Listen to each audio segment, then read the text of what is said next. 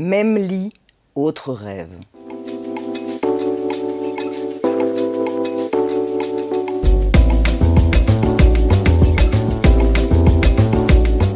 Alors aujourd'hui, une fois n'est pas coutume, je vais vous présenter un roman d'amour.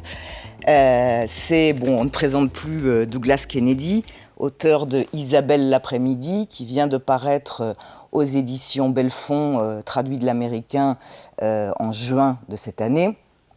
Alors c'est un roman fort intéressant. Nous sommes à Paris, au début des années 1970, dans une librairie de la rive gauche. C'est un décor qui ne peut que séduire une libraire.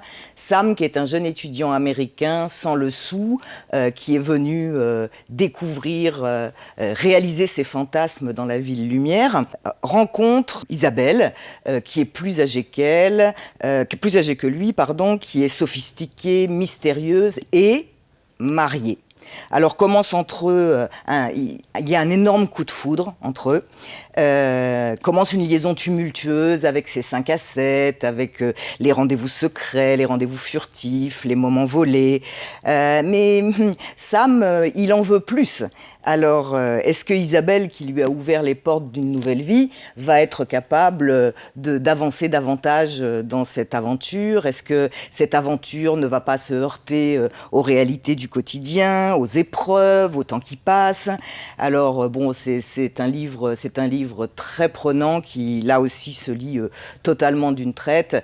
Les libraires sont unanimes sur le côté American in Paris, et avec cette histoire d'amour pleine de rebondissements et pleine de tendresse.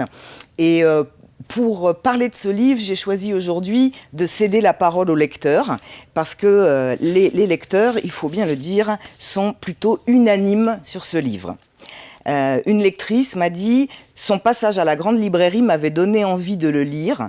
J'ai vite été prise par cette histoire, un bon roman, une belle lecture. » Ça, c'est un avis court d'une de mes lectrices. Mais une autre lectrice m'a communiqué des choses bien plus longues et détaillées.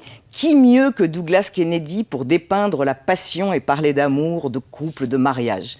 J'ai adoré ce roman, cette relation passionnelle entre Sam l'Américain et Isabelle la Française, au gré des après-midi où ils se retrouvent.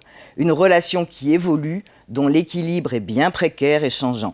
Douglas Kennedy explore le mystère amoureux, celui qui ne peut être affronté sans espoir. L'équilibre de l'édifice tout entier repose sur cette base fragile et décline cette passion amoureuse sur de longues années. Qu'est-ce qu'un couple? Qu'est-ce que l'amour? Qu'est-ce que le bonheur? Alors, encore plus enthousiaste, oh, que j'ai aimé suivre Sam dans ses déboires sentimentaux et ses souffrances de père. Douglas Kennedy a une sensibilité extrême pour nous faire ressentir les situations et son écriture fluide et acerbe m'enthousiasme. Il est de ces auteurs pudiques qui m'obligent à regarder derrière les mots et j'en redemande. Sam et Isabelle ont eu un coup de foudre, jusque-là rien de particulier, mais Sam est plus jeune qu'Isabelle et elle est mariée, c'est ce que je vous expliquais tout à l'heure. Le cadre est posé, c'est toute une vie qui va se dérouler devant nos yeux, qui vont plus pleurer que rire, mais qui vont surtout nous amener à nous dire « Eh oui, c'est cela la vie, des situations déplaisantes, des clichés de tous les jours, des émotions contraires, des amours passionnés, des ruptures bouleversantes, des fusions extrêmes, des douleurs d'enfant et grâce au talent de l'auteur, des décryptages de ce que l'on peut être dans nos propres vies. Les voyages entre Paris, ville lumière et l'Amérique sont incessants comme les assauts réguliers des sentiments qui se bousculent et se fracassent, personnage après personnage. Et au détour d'une page, lors d'une conversation pleine de délicatesse, nous trouverons la nostalgie, les regrets et nous nous interrogerons. Sam se mariera, aura un enfant, mais poursuivra ses après-midi avec Isabelle. Jusqu'à quand ? Le grand mystère de la vie est à l'œuvre. L'auteur nous réserve un final que je trouve parfaitement à la hauteur de l'intensité des sentiments vécus tout au long de ce roman de grand amour. Je ne connaissais pas Douglas Kennedy. En un livre, il m'a séduite pour longtemps. Alors vous voyez, mes lectrices sont prolixes. Vraiment, elles ont adoré le livre et j'avais envie de partager avec vous ces coups de cœur pour vous donner, à vous, envie de le lire, à consommer sans modération.